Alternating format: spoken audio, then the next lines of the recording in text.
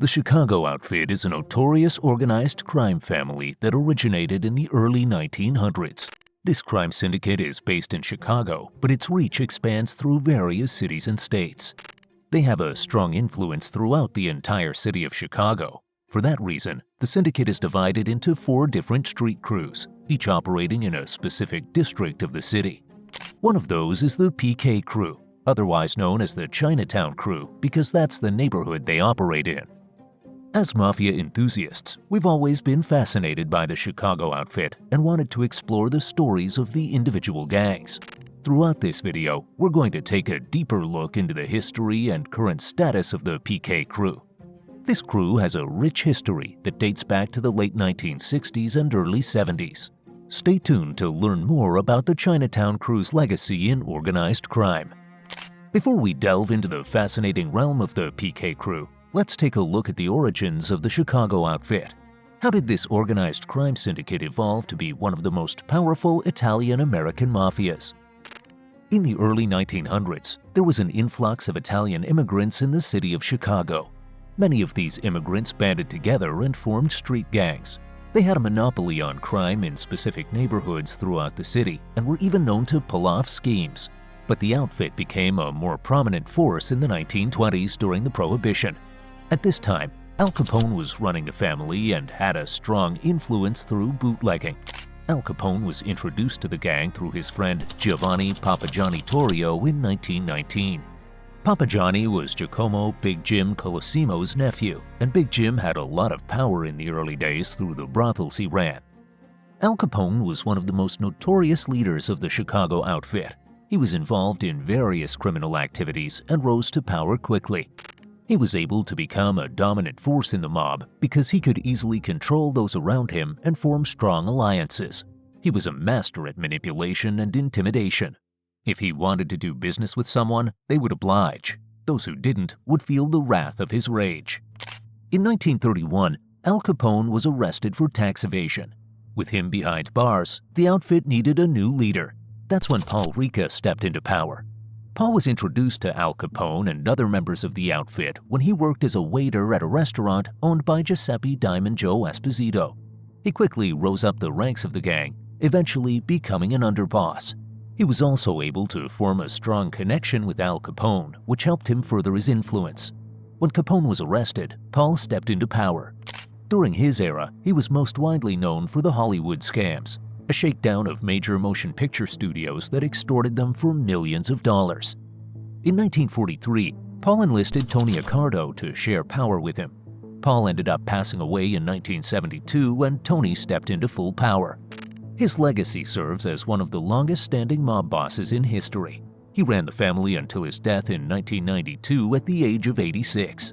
What's unique about his legacy is that he was involved in the world of crime since childhood, but only served one night in jail. This was when he was questioned over a gambling case. While he had other run-ins with the law and came close to prison for tax evasion, he ultimately had his conviction appealed. Decades ago, the outfit had strong influence across the U.S. and gained media attention through various criminal activities. Many question if this outfit has declined. However, it still remains active. The gang continues operations in ways that keep them as far away from the public eye as possible. They are aware of the public scrutiny they face and how law enforcement is tirelessly working to take them down. But these cunning criminals are always a step ahead. That's why they have such a complex legacy. The exact date that the PK crew formed isn't known, but it's believed to have taken place sometime in the late 1960s or early 1970s. The gang got its name from the 2 co-leaders, Robert Panozzo Sr. and Paul Koroluk. This key fact of the outfit emerged and took control over the Chinatown district of Chicago. This area of the city had a unique cultural aspect and a growing economy. It was a close-knit community filled with local businesses, making it the perfect location to set up criminal enterprises and business fronts. Once the gang was established in the community, it became easy for them to take control through criminal operations. Illegal gambling operations became a key force in helping the gang bring in revenue. They took control of the local gambling scene. Eventually, the majority of gambling operations in Chinatown were linked to this crew, everything from underground poker games to sports betting. If someone wanted to place a bet, this crew would be there to take the money. While gambling operations were bringing in a steady cash flow, it wasn't enough to satisfy the outfit. The PK crew wanted more revenue and more power throughout Chinatown. One way they could accomplish this was through extortion. The local business community presented some prime opportunities for this. Gang members could extort local business owners, adding fear to their reputation. There were several key players in this crew that played a role in its evolution. One of the most notable was Joseph "Joey the Clown" Lombardo, who held a strong influence in the outfit. He was a high-ranking member who contributed to the early success of the gang. Joey the Clown's connections helped the crew expand. He was also able to provide valuable insight in the Chinatown district, allowing the gang to mark their territory and assert dominance. Another major player was James "Little Jimmy" Marcello. He had a unique gift for navigating the most complex areas of the criminal underworld. He was a sanitation worker who didn't become a made man until 1983. With the outfit, he worked as a driver and climbed up the ranks to become an underboss. However, his most notable crime with this outfit was his involvement in the murders of higher-ups Anthony Spilatro and his brother Michael Spilatro. This murder charge and more came to light in the 2005 Family Secrets trial. Another notorious member of the PK crew was Johnny 8 Monteleone. He served as a caporegime for the PK crew and eventually rose to become the gang's boss. When he was in power, he managed some of the outfit's most lucrative racketeering operations. He was one of the outfit's top bosses when it came to running rackets on the South Side. In 2001, he died of natural causes and ultimately changed the outfit's structure. After he passed, members took an every-man-for-themselves approach, and there was a huge power struggle. PK crew holds a strong influence in the criminal world of Chicago's Chinatown neighborhood. In the early days, illegal gambling was their main source of income. This was mainly because there were no legal casinos for patrons to visit, so they turned to the underworld to explore the entertainment of gambling. The crew would control various poker games and underground casinos, providing entertainment and making a lot of money. They also took control of the sports betting scene, being the main guys to turn to when people wanted to place a bet on upcoming boxing matches and sporting events. Of course, this gang had big plans on expanding their enterprise. Key members were settling into the Chinatown area and making their presence known. So naturally, loan sharking became their next source of income. The crew would provide high-interest loans to desperate people. Many of these people were vulnerable in the gambling scene. They wanted loans to continue using the underground casinos or pay off betting debts, but these loans came at a high price. If a borrower couldn't pay back the interest in time, they would meet a much more violent fate. Narcotics trafficking is typically a main source of income for mafia families. However, the outfit has managed to stay off the radar when it comes to drug crimes. Even recent drug trafficking investigations in Chicago have zoned in on targets that aren't associated with the outfit. Now, this doesn't mean that the gang isn't involved in trafficking. It just means that if they were ever involved, the operations were kept so hidden that law enforcement couldn't find the tracks. The only known drug operation was when Paul Koroluk, who was a joint leader of the PK crew, led a stint where various members of the gang posed as police officers to rob drug houses on the South Side. Over the decades, the PK crew has established and maintained a stronghold over the Chinatown neighborhood. This power expands throughout businesses and residents in local neighborhoods. They're present in community affairs, even when it doesn't involve organized crime. Their support and participation in community events have helped them maintain their influence. While there may be a lot of people in the community that respect this crew for their efforts, they know not to get too comfortable. After all, the PK crew has perfected their extortion techniques. One of their most common extortion tactics is to offer protection services to business owners and other wealthy individuals. But this comes at a high cost, and if the people don't pay up, they have to face the wrath of these violent criminals. Their punishment could be anything from destruction of property to physical assault.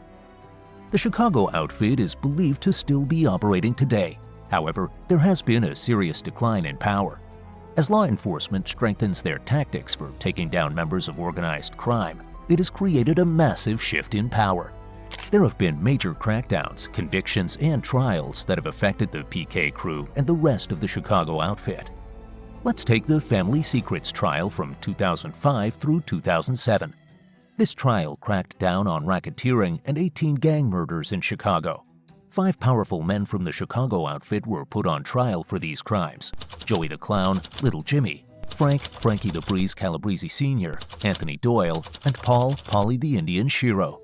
There were over 200 pieces of evidence brought forward from 125 witnesses. Out of the 5 defendants, 4 of them were sentenced to life in prison.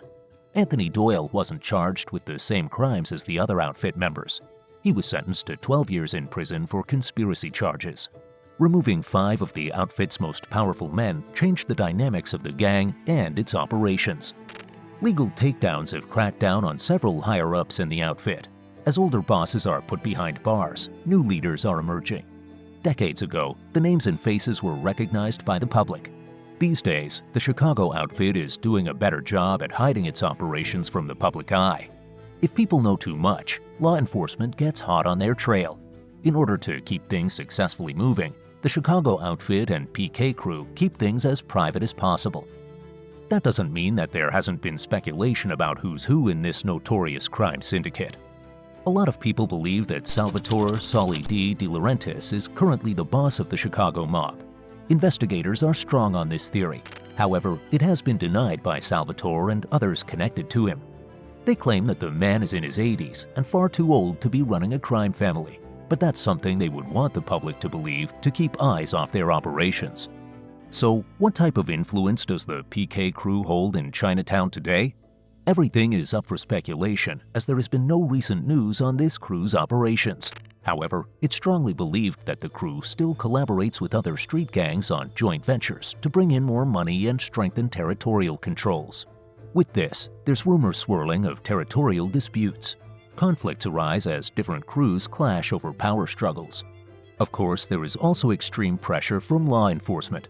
There have been huge advances in technology over the years, which makes it easier for agents to keep surveillance on the Mafia's activity. This creates more challenges for the PK crew when they're trying to make moves without being detected. Members of the crew also have to be cautious about who they interact with. Anyone could be an undercover agent waiting to take them down. Before we sign off, let's take a look at what the Mafia enthusiasts predict to happen for the PK crew. We don't believe that law enforcement has any plans of backing away from this Chinatown faction anytime soon. They may use technology to their favor for intelligence gathering. This could lead to more targeted operations, such as raids that result in major arrests. All of this will create more challenges for the PK crew as they try to navigate through rough waters. Efforts from agents and law enforcement will cause a huge disruption to their operations.